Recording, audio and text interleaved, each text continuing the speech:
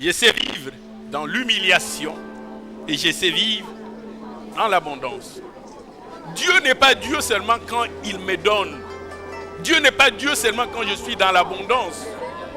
Dieu n'est pas Dieu quand seulement il me donne le mariage ou les enfants ou le travail que je voudrais ou la maison que je désire acquérir.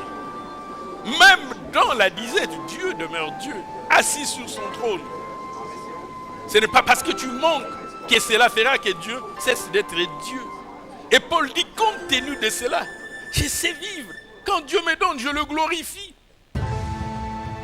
Quand il m'élève, je l'élève. J'exalte sa grandeur. Et quand il ne me donne pas, je reconnais qu'il est Dieu. Il ne cesse pas d'être Dieu. Parce que j'ai manqué le costume que je souhaitais avoir ou les véhicules que je voulais acquérir. Il est Dieu. Et je sais vivre. Je sais vivre. Ni humiliation ni abondance ne peut nous séparer de l'amour de Dieu.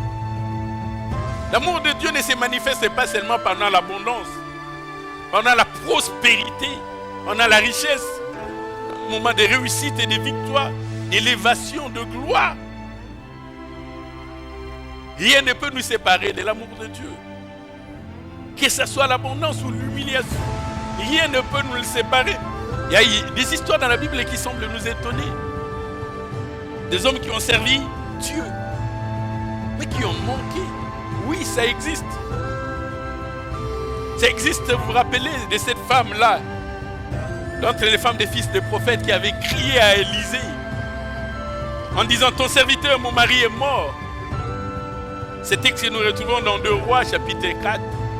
Dans 2 Rois chapitre 4, à partir du premier verset, cette femme dit à Élisée, ton serviteur, mon mari est mort. Il ne s'arrête pas là.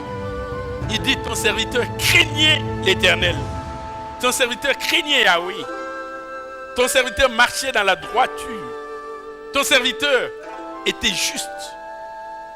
Mais il est mort. Et il est mort en laissant des dettes. Dieu, dans sa souveraineté, il peut permettre qu'un malheur nous arrive. Il peut permettre. Il permettra. Et les malheurs arrivent. Pas seulement parce que le psalmiste a dit que les malheurs atteignent souvent le juste. Quand nous lisons la lamentation de Jérémie, dans le chapitre 3, le verset 37, la Bible dit, qui dira qu'une chose arrive sans que l'Éternel ne l'ait ordonné? C'est-à-dire, rien ne peut arriver sans que l'Éternel puisse donner la permission. Il contrôle toutes choses. Il a le monde entier dans sa main. Il peut permettre que les malheurs puissent arriver.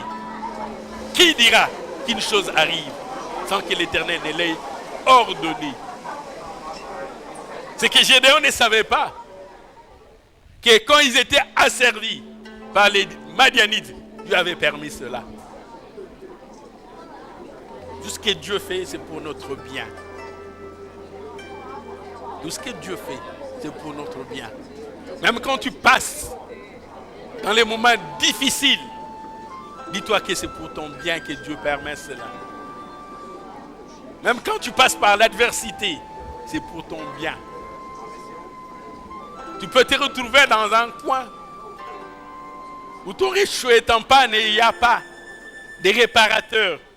Dieu voudrait te préparer à une situation. Tu apprendras des choses. Tu te diras, j'étais étudiant. En ce moment-là, nous le faisions nous-mêmes. Tout ce que Dieu fait, c'est pour notre bien.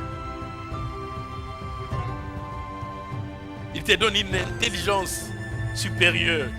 Il dit, cet homme risque d'être enflé d'orgueil. Il faut que je lui donne une petite imperfection pour tempérer son orgueil. S'il est très intelligent, il est beau, il est fort, il remplit toutes les qualités en lui, il peut devenir orgueilleux. Il ferait qu'il n'ait rien qui puisse attirer les regards. Mais il est très intelligent.